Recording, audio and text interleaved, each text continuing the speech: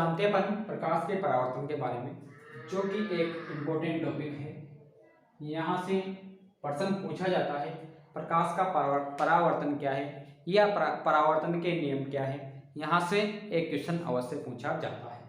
तो आइए जानते हैं कि जब प्रकाश की किरण किसी अपारदर्शी या चमकीली सतह पर गिरती है तो उनमें से अधिकांश किरणें निश्चित दिशाओं में गमन कर जाती है, उसे प्रकाश का परावर्तन कहते हैं।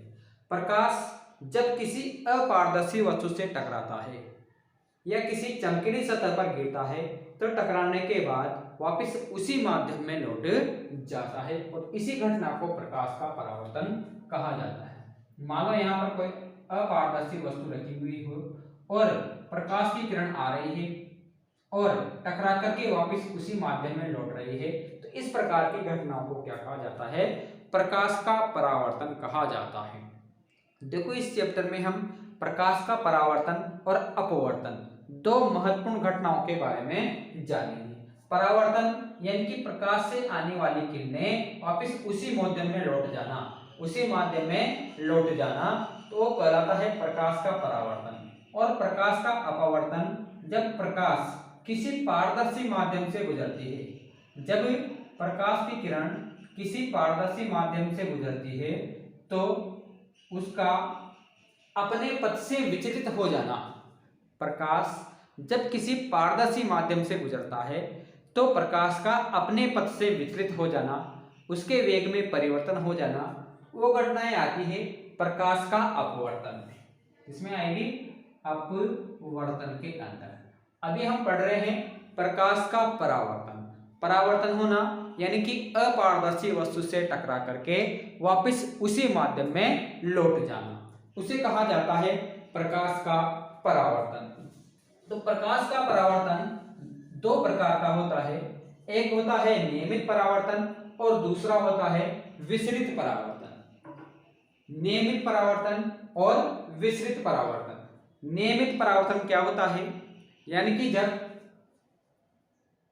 प्रकाश किसी अपारदर्शी वस्तु पर गिरता है, ये हम यहाँ पर ले रहे हैं एक अपारदर्शी वस्तु या कोई चमकीली वस्तु, और इस चमकीली वस्तु के ऊपर जब प्रकाश की किरणों का समांतर पुंज, ये समांतर प्रकाश की किरणें यहाँ पर गिर रही है और आने वाली समांतर प्रकाश की किरणें परावर्तन के बाद भी यदि समांतर होती है तो इस प्रकार के परावर्तन को नियमित परावर्तन कहा जाता है। आने वाली प्रकाश की किरणें समांतर आ रही है और परावर्तन के बाद भी वापस समांतर ही जा रही है, लेकिन यहां पर हमारा पृष्ठ कैसा होना चाहिए? चिकना, समतल होना चाहिए। पृष्ठ कैसा होना चाहिए? समतल, चमकीला पृष्ठ, तभी ही नियमित परावर्तन होगा। चमकीला समतल पृष्ठ होना चाहिए, तभी ही नियमित परावर्तन होगा। तो जब प्रकाश स्रोत से आने वाली समांतर प्रकाश किरणें किसी चमकीले पृष्ठ पर टकराने के बाद समांतर पुंज के रूप में निश्चित दिशाओं में चली जाती है तो उसे नियमित परावर्तन कहा जाता है। तो आपने देख लिया, नियमित आने वाली प्रकाश की किरणें परावर्तन के बाद भी नियमित हो जाती है और इस प्रकार के परावर्तन को ही नियमित परावर्तन कहा जाता है। दूसरा प्रकार जानते हैं कि विसरित परावर्तन किसे कहते हैं। यदि हमारे पास पृष्ठ कैसा हो? खुरदरा हो, पृष्ठ खुरदरा हो, टेढ़ा मेढ़ा पृष्ठ हो, तो इस प्रकार का परावर्तन पाया जाता है। ये हमने ले लिया खुरदरा पृष्ठ, और यहां पर भी प्रकाश की किरणें समांतर गिर रही है। प्रकाश हमेशा समांतर रूप में ही आता है। प्रकाश स्रोत से प्रकाश की किरणें समांतर रूप से इस पर गिर रही है, लेकिन इस खुरदरे पृष्ठ पर गिरने के बाद वापस परावर्तन के बाद ये समांतर नहीं होगी। यह परावर्तन के बाद इधर उधर बिखर जाती है, इधर उधर बिखर जाती है। ये देखिए, परावर्तन के बाद ये वापस समांतर नहीं है। क्यों? क्योंकि यहां पर हमारा पृष्ठ क्या है? खुरदरा है। तो इसी प्रकार के परावर्तन को क्या कहते हैं? विसरित परावर्तन कहते हैं कि जब प्रकाश स्रोत से आने वाली समांतर प्रकाश किरणें किसी खुरदरे पृष्ठ पर टकराने के बाद सभी दिशाओं में बिखर जाती है, तो इस प्रकार के परावर्तन को विसरित परावर्तन कहा जाता है। तो परावर्तन के दो प्रकार हैं। प्रकाश का परावर्तन यानी कि अपारदर्शी वस्तु या चमकीली सतह से टकराने के बाद वापस उसी माध्यम में लौट जाना प्रकाश का परावर्तन होता है। और इसके दो प्रकार का है, नियमित परावर्तन और विसरित परावर्तन। नियमित परावर्तन समतल चमकीले पृष्ठ पर होता है और विसरित परावर्तन खुरदरे पृष्ठ पर होगा, खुरदरे पृष्ठ पर होता है। तो इस प्रकार से परावर्तन जो कि एक महत्वपूर्ण घटना है। और अब जानेंगे हम प्रकाश के परावर्तन के नियम कि प्रकाश के परावर्तन के नियम क्या है, जहां से क्वेश्चन आने की सबसे ज्यादा संभावना होती है। तब जानते हैं प्रकाश के नियम, परावर्तन के नियम कि प्रकाश के परावर्तन के नियम क्या है। आइए पहले चित्र देखते हैं। यह हमारे पास कोई चमकीला पृष्ठ है जो कि अपारदर्शी है। इसे हमने अपारदर्शी बना लिया है। कांच के ऊपर यदि रजत लेपन कर दिया जाए, चांदी का या एल्यूमिनियम का लेप कर दिया जाता है, तो कांच अपारदर्शी हो जाता है, यानी कि दर्पण की भांति कार्य करता है। तो यदि कांच को अपारदर्शी बनाना है यानी कि दर्पण बनाना है, तो इसके ऊपर रजत का लेप कर दिया जाता है और इसके ऊपर गिर रही प्रकाश की किरण, और ये हमारा दर्पण है या फिर जो हमारा अपारदर्शी पृष्ठ है, उसके ऊपर ऊर्ध्वाधर रूप में एक रेखा लेंगे और इसे कहा जाता है अभिलंब। अभिलंब जो कि काल्पनिक होता है। अब इधर से आ रही हमारी प्रकाश की किरण, ये इधर से प्रकाश की किरण आ रही है।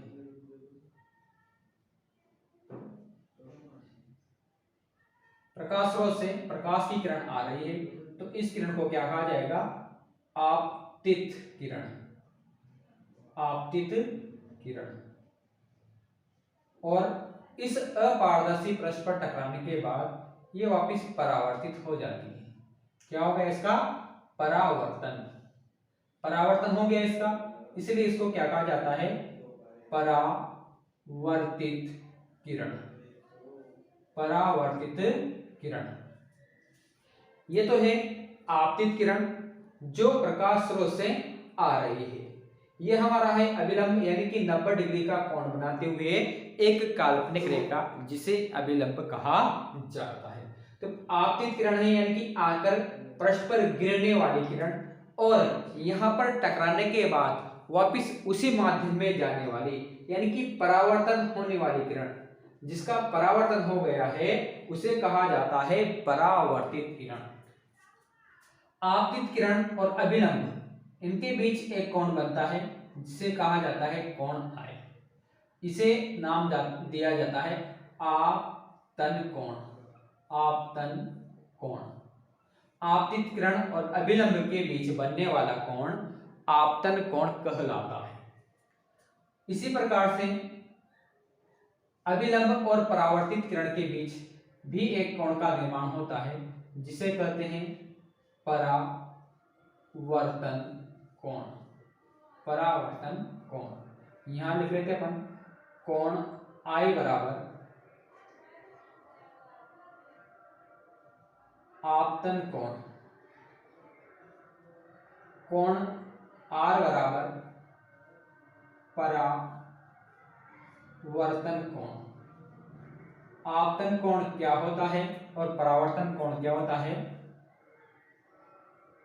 आपतित किरण व अभिलंब के मध्य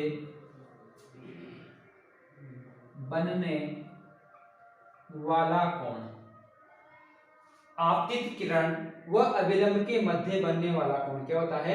आपतन कोण होता है। परावर्तन कोण क्या होगा? परावर्तित किरण व अभिलंब के मध्य बनने वाला कोण। परावर्तित किरण व अभिलंब के मध्य बनने वाला कोण होगा परावर्तन कोण। आपतित किरण और अभिलंब के मध्य बनने वाला कोण होगा आपतन कोण। ये आपतन कोण है, परावर्तन कोण, आपतित किरण और परावर्तित किरण और अभिलंब, ये इसके अंदर होते हैं। अब हम लिखते हैं परावर्तन का पहला नियम। प्रथम नियम, परावर्तन का प्रथम नियम क्या है?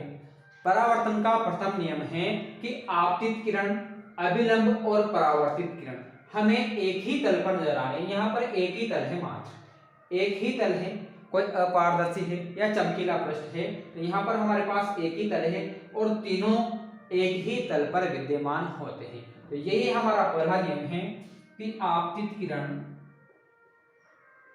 परावर्तित किरण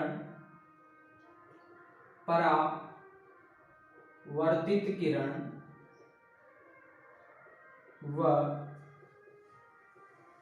अभिलंब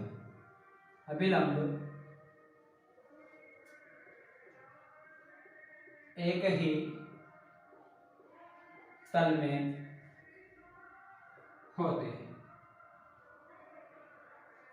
आपतित किरण, परावर्तित किरण व अभिलंब तीनों एक ही तल पर स्थित होते हैं। तीनों एक ही तल में स्थित होते हैं। तो ये हमारा परावर्तन का पहला नियम है। परावर्तन का दूसरा नियम,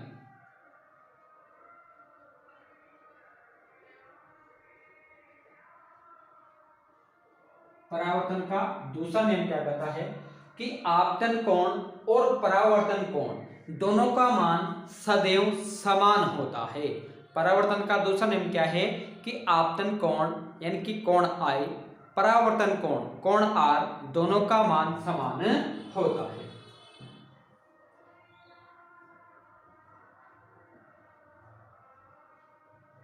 आपतन कोण व परावर्तन कोण का मान सदैव समान होता है, अर्थात कोण I बराबर कोण R। इन दोनों का मान परावर्तन के लिए हमेशा समान होगा। तो हमें ये दोनों नियम याद रखने हैं। दोनों नियम बहुत इंपॉर्टेंट है।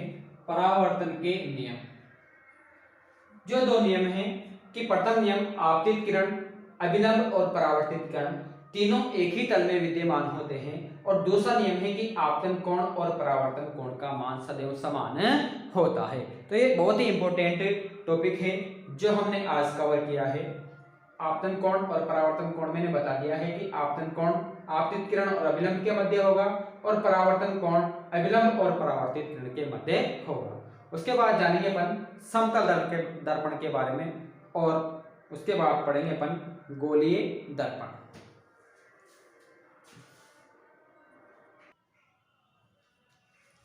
अब जानते हैं हम समतल दर्पण के बारे में। समतल दर्पण क्या होता है? समतल दर्पण ऐसा दर्पण जिसका तल समतल होता है और इसके एक ओर रजत लेप किया हुआ होता है।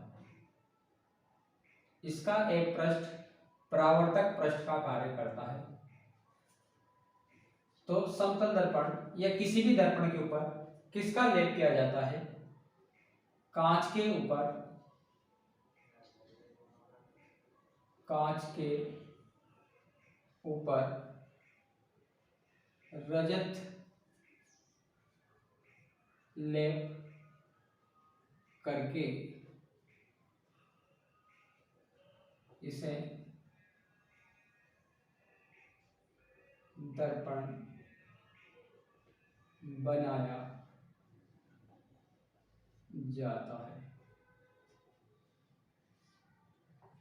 जो हमारे कांच होता है उसके ऊपर रजत का या एल्यूमिनियम का लेप कर दिया जाता है तो वह उसकी एक सतह परावर्तक पृष्ठ की भांति कार्य करने लग जाती है और उसे समतल दर्पण कहा जाता है। समतल दर्पण से बनने वाले प्रतिबिंबों की क्या विशेषता होती है, आइए जानते हैं। जब इस दर्पण के सामने किसी भी वस्तु को रखा जाता है, मान लो हम इसके सामने एक मोमबत्ती को रख रहे हैं, तो इससे बनने वाला प्रतिबिंब कैसा बनेगा? तो समतल दर्पण की विशेषता है कि समतल दर्पण से वस्तु की जितनी दूरी होगी प्रतिबिंबी हमें उतनी ही दूरी पर पीछे की ओर बना हुआ दिखाई देगा। तो इस प्रकार के प्रतिबिंबों को हम पर्दे पर प्राप्त नहीं कर सकते हैं और जिन प्रतिबिंबों को हम पर्दे पर प्राप्त नहीं कर सकते हैं ऐसे प्रतिबिंबों को काल्पनिक या आभासी प्रतिबिंब कहते हैं। ऐसे प्रतिबिंब हमारे काल्पनिक या आभासी प्रतिबिंब कहलाते हैं क्योंकि इस प्रकार के प्रतिबिंबों को हम पर्दे पर प्राप्त नहीं कर सकते हैं। समतल दर्पण के प्रतिबिंबों की क्या क्या विशेषता है कि वस्तु और प्रतिबिंब की दूरी दर्पण से समान होती है। वस्तु और प्रतिबिंब की दूरी, क्योंकि प्रतिबिंब हमें उतनी ही दूरी पर, मान लो यहाँ से यहाँ तक की दूरी 2 सेंटीमीटर है तो हमें 2 सेंटीमीटर पीछे ही वस्तु का प्रतिबिंब नजर आएगा। हमें 2 सेंटीमीटर पीछे ही वस्तु का प्रतिबिंब नजर आएगा। यानी कि वस्तु और प्रतिबिंब की दूरी दर्पण से समान होगी। प्रतिबिंब सीधा होगा और आभासी होगा। प्रतिबिंब हमें सीधा दिखाई देगा और आभासी होगा यानी कि काल्पनिक होगा। इसे हम पर्दे पर प्राप्त नहीं कर सकते। दूसरा प्रतिबिंब कैसा होता है? दूसरे प्रतिबिंब होते हैं वास्तविक प्रतिबिंब जिन्हें हम पर्दे पर प्राप्त कर सकते हैं और ऐसे प्रतिबिंब हमेशा उल्टे होते हैं। तीसरी विशेषता क्या है? प्रतिबिंब का आकार और वस्तु का आकार हमेशा क्या होगा? समान। मान लीजिए वस्तु की ऊंचाई 3 सेंटीमीटर है तो प्रतिबिंब की ऊंचाई भी 3 सेंटीमीटर ही होगी। तो ये विशेषताएं हमारे हैं समतल दर्पण की। इसके बाद दर्पण से जुड़ी हुई एक और घटना जिसे कहते हैं पार्श्व परावर्तन। पार्श्व परावर्तन क्या होता है हम देखते हैं। आपने भी देखी होगी एम्बुलेंस गाड़ी जिसमें रोगी को ले जाया जाता है और उसके आगे की साइड पर उल्टे अक्षरों में एम्बुलेंस लिखा हुआ होता है। मान लीजिए एम्बुलेंस गाड़ी है और इस पर इस साइड से नहीं लिखेंगे एम्बुलेंस, इस साइड से लिखा जाएगा AMB। इस प्रकार से उल्टे अक्षरों में लिखा जाता है। तो इसके ऊपर उल्टे अक्षरों में एम्बुलेंस क्यों लिखा हुआ होता है? यह होता है पार्श्व परावर्तन के कारण, क्योंकि दर्पण के अंदर किसी भी वस्तु का दायां भाग बायां दिखाई देता है और बायां भाग दायां दिखाई देता है। इसी कारण से एम्बुलेंस पर उल्टे अक्षरों में एम्बुलेंस लिखा जाता है। मान लीजिए यहाँ पर देखिए जैसे हमने लिख रखा है P और बीच में रखा हुआ है दर्पण, बीच में रखा हुआ है दर्पण। तो दर्पण में जब हम P को देखेंगे तो कैसा लगेगा? Q की तरह हमें नजर आएगा, है ना। और यदि हम लिखते हैं तो यदि इसको दर्पण में देखा जाए तो हमें कैसा नजर आएगा? ये नजर आएगा हमें इस प्रकार से, हमें इस प्रकार से अक्षर नजर आएगा। यानी कि दायां भाग बायां हो जाता है और बायां भाग क्या जाता है? दायां। इसे ही पार्श्व परावर्तन कहते हैं कि दर्पण में किसी वस्तु का प्रतिबिंब देखने पर दायां भाग बायां तथा बायां भाग दायां दिखाई देता है। प्रतिबिंब में वस्तु की इस दिशा परिवर्तन की घटना को ही पार्श्व परावर्तन कहते हैं। और इसका उदाहरण है एम्बुलेंस के आगे उल्टे अक्षरों में एम्बुलेंस का लिखा होना। आज की क्लास के लिए इतना ही। इसके बाद हम अगली क्लास में मिलेंगे। बहुत बहुत धन्यवाद। हमारी क्लास को शेयर कीजिए, लाइक कीजिए और इनका आप घर पर बार बार रिवीजन कीजिए। धन्यवाद।